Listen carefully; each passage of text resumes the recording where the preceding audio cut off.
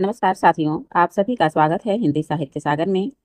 तो दोस्तों, आज हम सरस्वती पांडे, गोविंद पांडे जी की पुस्तक से आगे का जो महत्वपूर्ण विषय है उसका अध्ययन करेंगे, जो टीजीटी, पीजीटी, जीआईसी, बीपीएससी या अन्य प्रतियोगी परीक्षाओं में बार बार पूछी जाती है।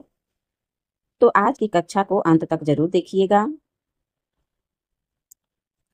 तो चलिए शुरू करते हैं, बिना समय गवाए हम लोग अपना पढ़ना।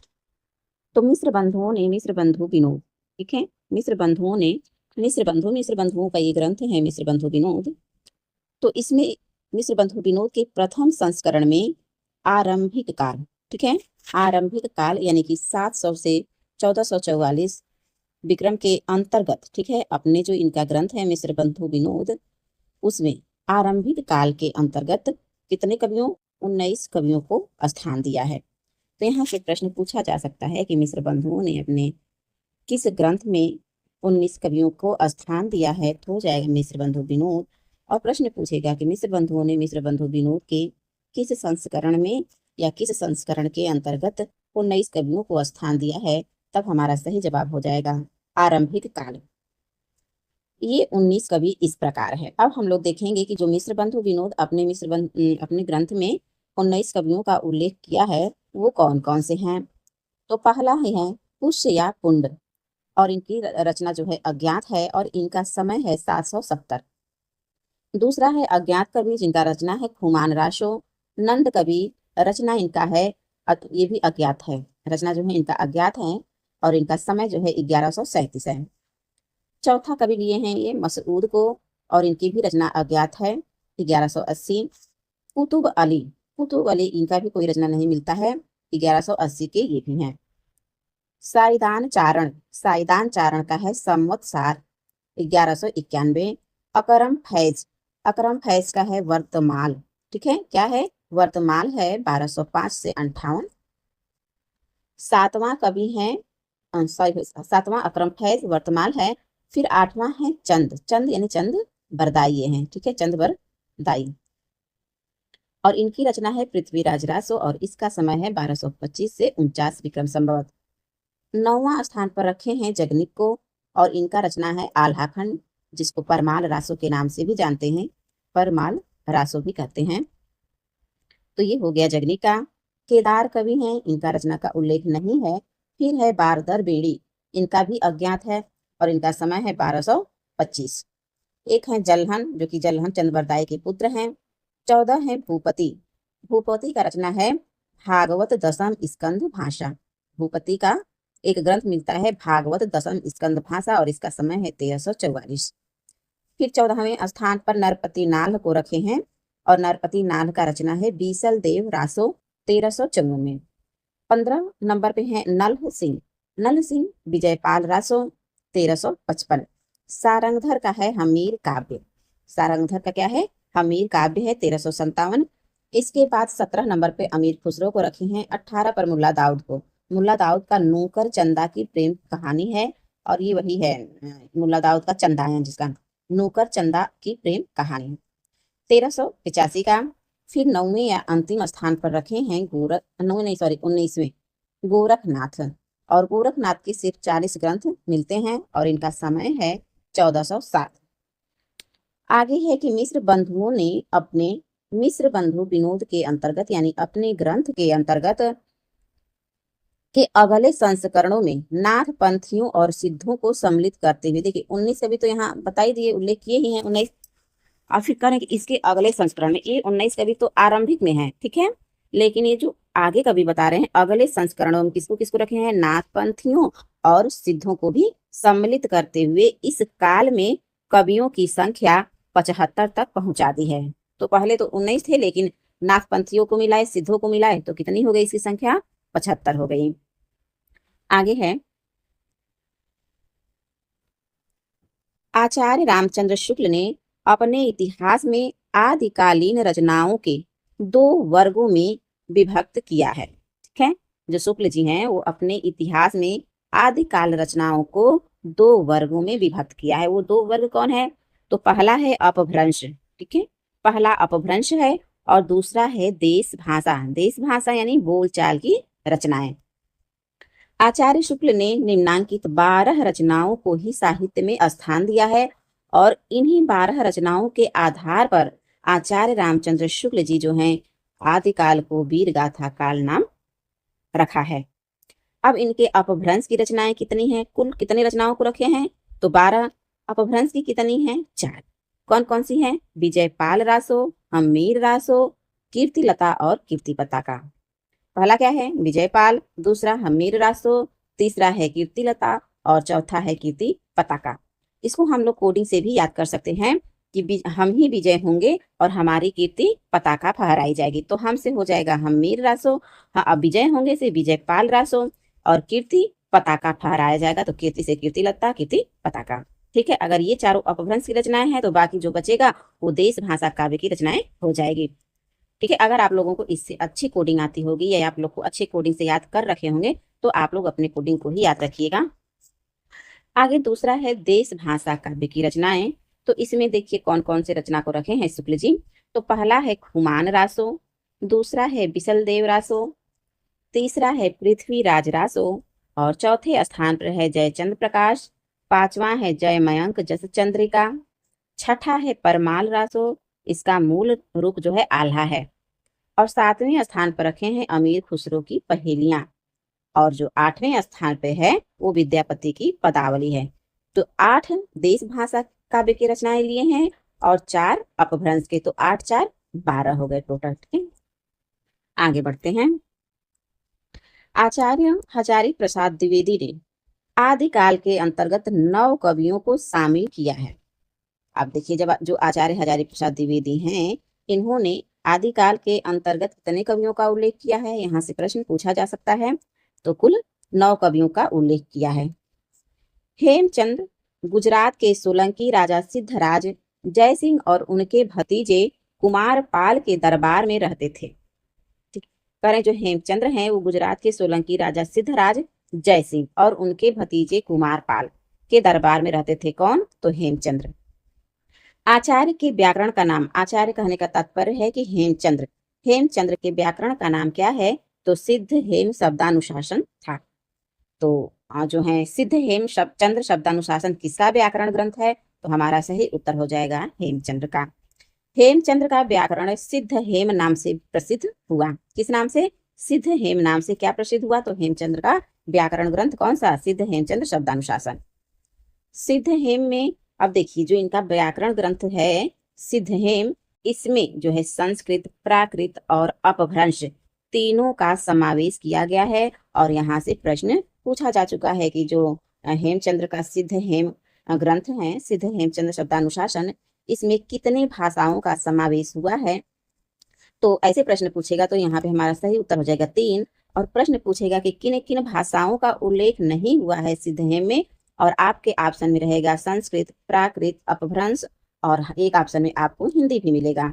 तो हमारा नहीं पूछेगा तो हमारा सही उत्तर हो जाएगा हिंदी वाला। ठीक है तो संस्कृत, प्राकृत और अपभ्रंश ये तीनों भाषाओं का समावेश है।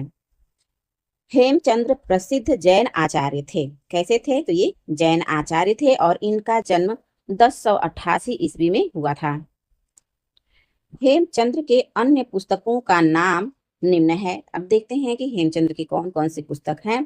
तो एक है कुमारपाल चरित्र, दूसरा है योग शास्त्र, तीसरा है प्राकृत व्याकरण और है छंदोनुशासन, अगला है देसी नाममाला कोश। तो कितने रचना हुए? कुमारपाल चरित्र 1 हो गया, योग शास्त्र 2, प्राकृत व्याकरण 3, चौथा है छंदोनुशासन और 5वां है देसी नाम माला कोश। तो इनका जो है 5 पुस्तकों का उल्लेख मिलता है। हेमचंद्र को प्राकृत का पाणिनि माना जाता है। प्रश्न पूछता है कि प्राकृत का पाणिनि किसे कहते हैं? तो हमारा सही जवाब हो जाएगा हेमचंद्र। अपने व्याकरण के उदाहरणों के लिए हेमचंद्र ने भट्टी के समान द्वयाश्रव्य काव्य की रचना की है। किसके लिए? अपने व्याकरण के उदाहरणों के लिए हेमचंद्र ने भट्टी के समान द्वयाश्रव्य काव्य की भी रचना की है। प्रश्न पूछता है कि द्वयाश्रव्य काव्य की रचना किसने की है? तो हमारा सही जवाब हो जाएगा हेमचंद्र। सोमप्रभ सूरी गुजरात के एक प्रसिद्ध जैन साधु थे। कहाँ के ये प्रसिद्ध जैन साधु थे? तो गुजरात के थे। कौन? सोमप्रभ सूरी, जिनका आविर्भाव 1552 विक्रम संवत में माना जाता है। सोमप्रभ सूरी ने कुमारपाल प्रतिबोध 1241 विक्रम संवत नाम नाम एक गद्य पद्यमय संस्कृत प्राकृत काव्य लिखा था। और दोस्तों कोई परिवर्तन नहीं हुआ था इस प्रश्न में। सेम यही प्रश्न उठा करके अभी जो हाल ही में 2022 का पीजीटी का जो पेपर हुआ है उसी में पूछा गया है। सेम यही प्रश्न कि सोमप्रभ सूरी ने कुमार पाल प्रतिबोध, किसने? कुमार पाल प्रतिबोध। ये विक्रम संभवत भी दिया था, उसका समय भी, गद्य पद्यमय संस्कृत प्राकृत काव्य लिखा। और इस चीज को नहीं दिया था, वहां पे बताना था कि किसने लिखा था, तो सोमप्रभ सूरी ने। तो इस चीज को याद कर लीजिएगा ताकि दोबारा कहीं परीक्षा में आप लोगों को देखने को मिले ये प्रश्न तो गलत ना हो। जैनाचार्य मेरुतुंग ने संभवत 1361 में प्रबंध चिंतामणि नामक एक ग्रंथ की रचना किस भाषा में की? तो संस्कृत भाषा में की। ठीक है, इसे भी याद रख लीजिएगा कि प्रबंध चिंतामणि किसका है, तो मेरुतुंग का है। इसका समय 1361 ईस्वी है। और यह ग्रंथ जो है किस भाषा में इस ग्रंथ की रचना हुई है, ये इंपॉर्टेंट है। तो ये संस्कृत भाषा में हुई है। प्रबंध चिंतामणि की भाषा क्या है, तो संस्कृत भाषा है। अच्छे से याद करते हुए आप लोग चलिएगा।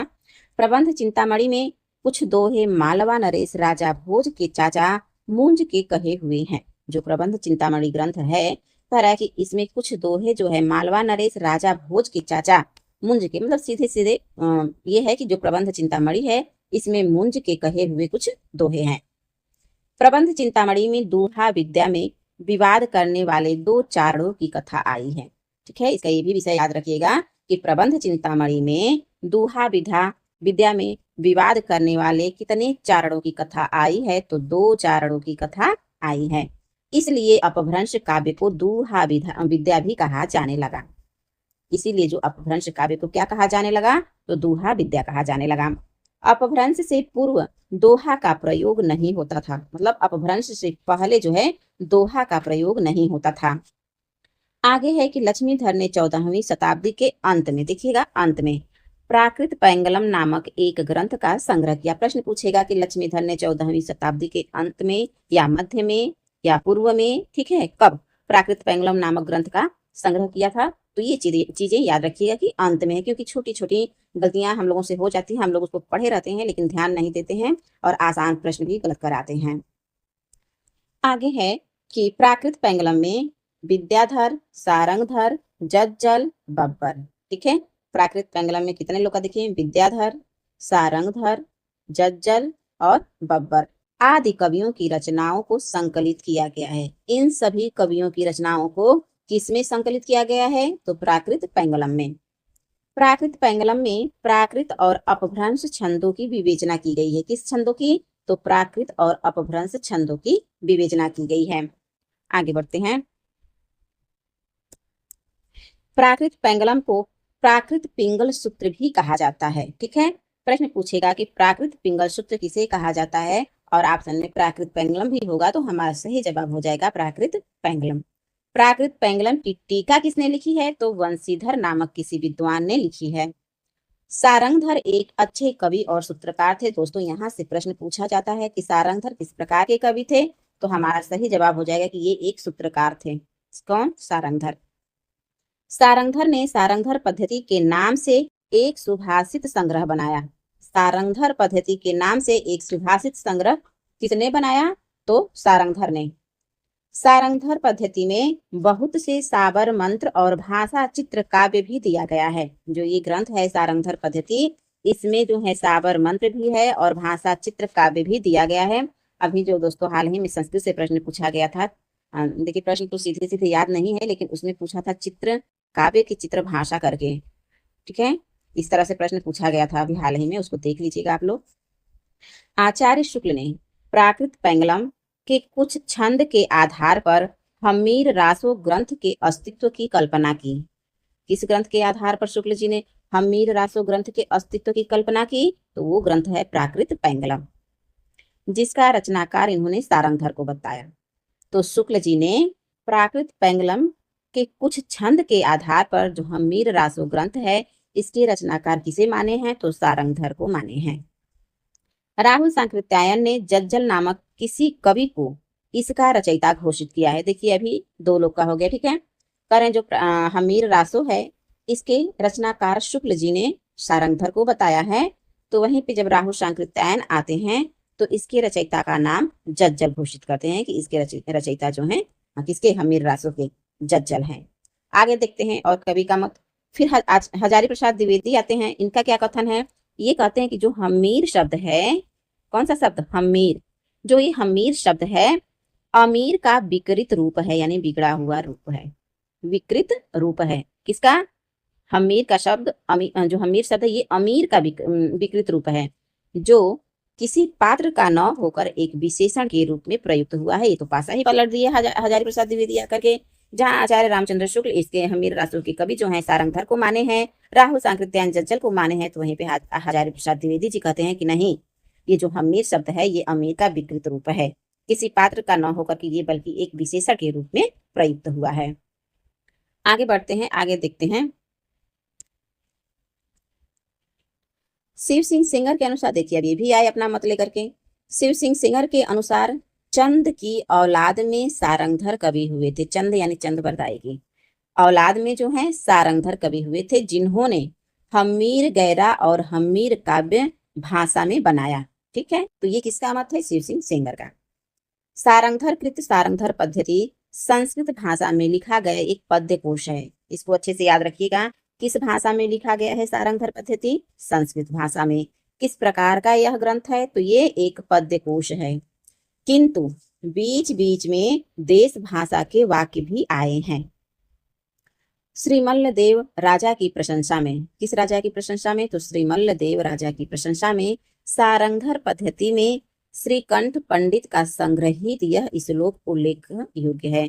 अब इसको ध्यान से देखिएगा, कह रहा है कि श्रीमल्ल देव राजा की प्रशंसा में सारंगधर पद्धति में श्रीकंठ पंडित का संग्रहित एक श्लोक है। उस श्लोक को पढ़ते हैं कि नूनम बादलम छाई खेह पसरे निःसृण शब्द करह शत्रु पाणी लुटाली तोड़ हसिनो एव भड़ंत्युत भटा झूठे गर्व भरा मघाली सहसो रे कंत मेरे कहे कंठे पाग निवेश जाह शरणम श्रीमल्ल देवम विभूमा।